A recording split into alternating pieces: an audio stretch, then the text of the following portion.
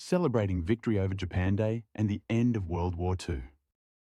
Hello again, guys. Stuart in steerage here, and to continue our conversation that you may have seen previously, back at the National Memorial Arboretum in the centre of England, we recently commemorated VJ Day, which was Victory in Japan Day, which was the ultimate end to the Second World War. When we had victory in Europe, VE Day, some months before, that finished the war, which the Americans and the Brits finished with the Russians, as you know.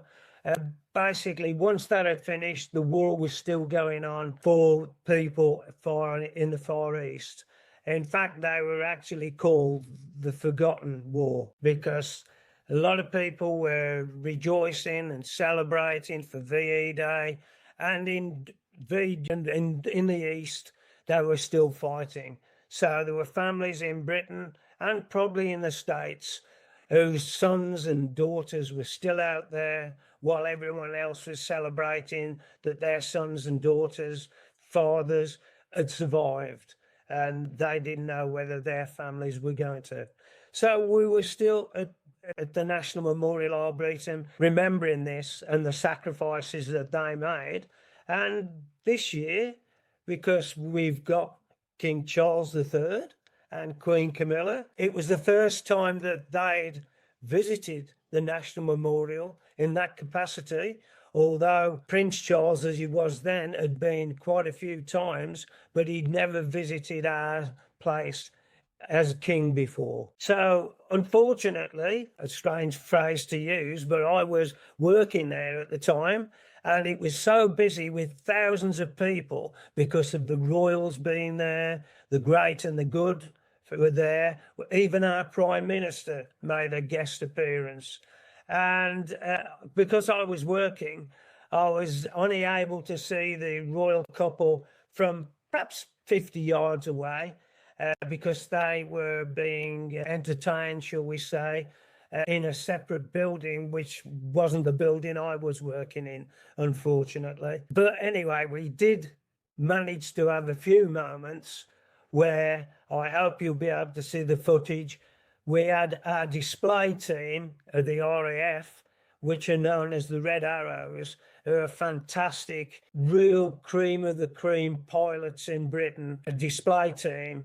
They fly in formation and they do displays all over Britain for different events, not necessarily all military. Some of them celebrate other things, festivals or carnivals even. Also, we have another display team, which are the British Memorial Flight, and that consists of the Lancaster Bomber and the Spitfire and the Hurricane. Iconic planes which did a massive job. The Hurricane and the Spitfire, as people probably know, were in the Battle of Britain. The Spitfire is the one that everybody seems to know about, the Battle of Britain. But number-wise, the actual Hurricanes, there were more Hurricanes fighting in that battle than Spitfires. But they both did an incredible job and halted the Nazi invasion to Britain. Once he'd lost the Battle of Britain, then Hitler decided to direct his aggression over to Russia, and that virtually saved Britain. So, as Churchill said, we have to thank a very few who saved a great many people. That's me paraphrasing that well-known statement he made. So yeah, we had then Flyover again. Hopefully you'll be able to see a little bit of the footage on that. We had the privilege of the fact that the pilots were so brilliant with the Flyover, they actually circumnavigated the remembrance site 3 times.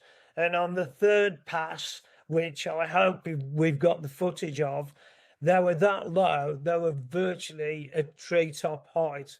And when you think of the size of a Lancaster bomber and how slow it looks compared to a modern plane, absolutely amazing, absolutely amazing. And you may know, because you're a well-informed group that we talk to, the Lancaster that we've got is only the second one that is airworthy in the whole of the world.